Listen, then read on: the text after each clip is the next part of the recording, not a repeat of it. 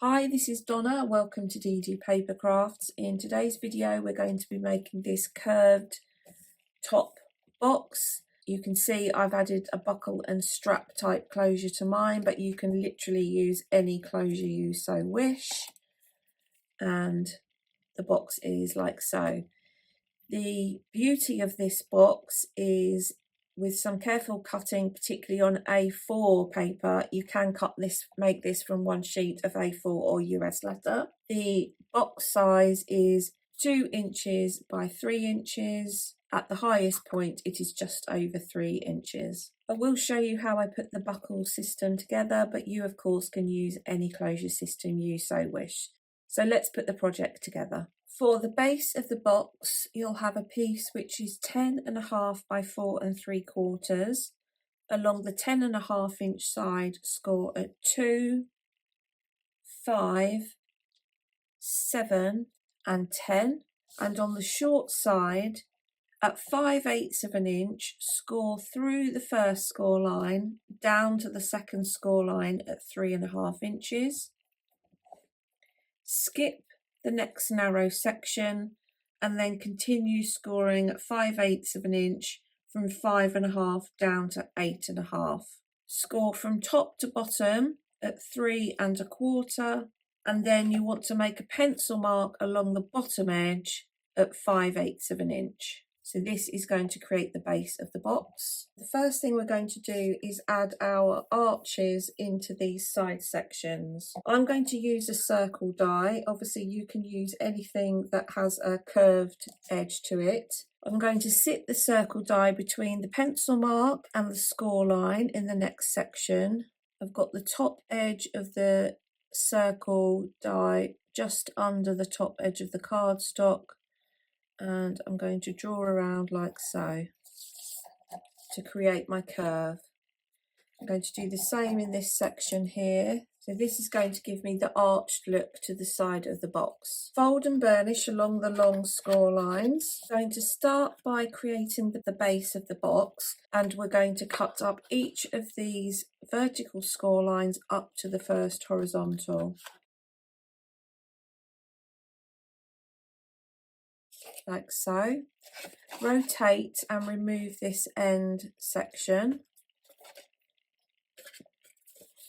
and then I'm going to take a slight wedge from the sides of the smaller glue tabs only, and that will become clear later on. So the front and the back base tabs are going to remain with straight edges. Rotate 180 degrees. I'm going to cut down the second vertical to the horizontal, so it will be the end of the score line and the start of the arch, like so.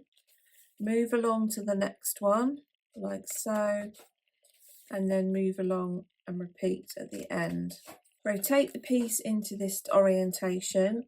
We're going to cut up the long score line within the small half-inch section all the way across the back edge of the box, like so. We can take a wedge from this glue tab here. We're now on the arch section. I'm going to cut around the arch. I'm going to cut along the half-inch score line in the front section. So you want to cut this carefully because this is going to be visible, across like so. And then I'm going to cut around the final arch. Get rid of any pencil marks that might be visible. Now you may want to add your pattern paper on now whilst the piece is flat, or you may prefer to add it at the end. I'm going to add all mine at the end. I'm going to flip my piece over, fold in the end section with the glue tab, add my glue, and then fold over the end section. Fold in the two smaller glue tabs. I'm going to add glue onto the top of those. Now you will note that in order to maximise the cardstock and to get it from one sheet, the base does not come right the way across. And this is also the reason why we've left these two front and back base panels with straight edges, because otherwise as we push this one over this one, we would have some chopped away. So this will give us a nice clean look at the base of the box. Once that's adhered, we can go in with our ruler or our score tool and just push down and spread the glue. That is the base of our box. Now we will prepare the lid, and for this you'll need a piece which is 3.5 inches by 4 inches. Along the 4-inch side, score at 1/2 inch, and then score at every 1/8 of an inch across to 3 inches. Rotate the piece, and on the short side, score at 1/4 inch down to the 1/2 inch score line, and do the same at 3¼ inches. Decide which look you like for the 1/8 of an inch scoring. I quite like the ridges coming outwards, so this would be my outer facing piece. So as a consequence, I'm going to paste the piece back in the scoreboard and re-score at the 1/2 inch. Take your scissors. We're now going to cut down the additional score lines within the 1/2 inch glue tab. Rotate and cut along the 1/2 inch score line to remove that section.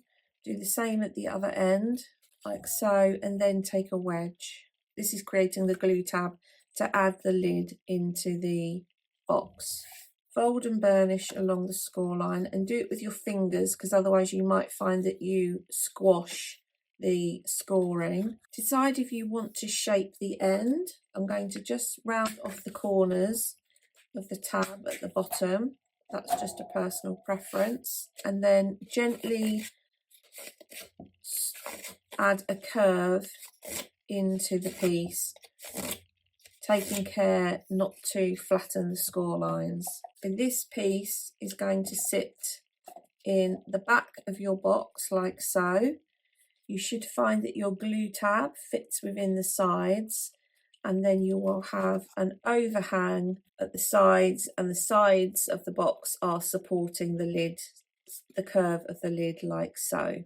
I'm going to add glue to the glue tab, and then this is going to sit in the back like so. You can just go in from underneath and burnish that into position. So the lid is going to come down and will sit on the front like so. So now I'm going to add my patterned paper onto the sides, and then I'm going to create my closure system. For the patterned paper, my front and my back sections will be 2 3/4 by 2 3/8.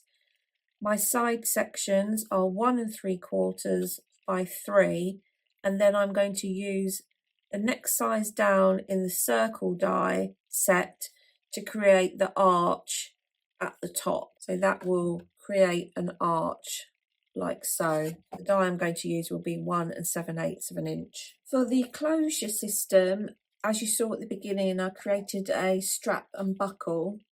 For the bottom strap, this piece is 3/4 inch wide, and it's 1 3/4 long, scored at 1/4½. So that is going to wrap around the buckle like so. I've created a simple buckle, and I started and then have adjusted it to get the look I wanted, but this has ended up 1 1/8 inch across and 7/8 inch high. There is a 3/16 inch border around the sides and a 3/16 inch gap in the 2 slotted sections, and then I've rounded off the 4 corners. I did start with a bigger piece and then just cut this down until I'd got the look that I wanted, so you might want to play around with some scrap if you're going to go down the buckle and strap route. I'm going to stick the bottom part of the strap in. That is going to secure through there like so. I've marked halfway across and then 3/8 either side. So that's going to glue in there. So I'm going to add glue all the way up to this end and get that stuck in place. And then I'm going to work out the length of the strap. So then I have another piece. I think I'm going to wrap it all the way around from the back. So I'll mark the back the same as I did the front. Because I think it will be easier, I'm going to push it through the buckle first. Let's round off the ends, because I know that's definitely what I'm going to want. So it needs to be that long. And then it's going to come all the way down the back, and then I can cut off the excess at the bottom. So I'm going to adhere the strap until it reaches the top of the decorative paper, and then have the rest of it loose. This piece is currently 8 1/4 inches long, but I will be cutting it down. So I'm going to add a slight curve, slot this into the buckle, get it positioned at the end where I want it. So that's going to come down to the bottom of the box like so. Let's close the lid. I'm going to just bend it with my finger where the end of the strap is at the top of the decorative paper. So I've got a guide for my glue. Let's add glue onto the black strap. We'll go right the way down to the bottom, even though I know the strap is currently too long. Make sure the lid's sitting on the right position. Let's pull this across the back. Line it up at the bottom with the pencil marks. Just push that down into place. Keep everything tight at the front, and then we can trim that to the right length. I have changed up the bottom length of the strap, but that's based on the measurements that I've given you rather than what you saw earlier in the video, because I just felt that I could have had the buckle further up and it would give a better look overall. So this can now fit in there and through there and down like so. And now I can trim off the end that's overlapping at the bottom. So there we have the strap added on. And of course you could have any type of closure. You could just have hook and loop under here. You could have something which swivels around to keep the lid shut. But I do like the buckle and strap system. And of course, if I needed to, I could have a small piece of hook and loop under here if I wanted. But overall, even without the strapped look, I think the lid has got a lovely look to it. So there we have today's project. I hope you've enjoyed today's video. If you haven't done so already, please consider subscribing to the channel. And until next time, thanks for watching.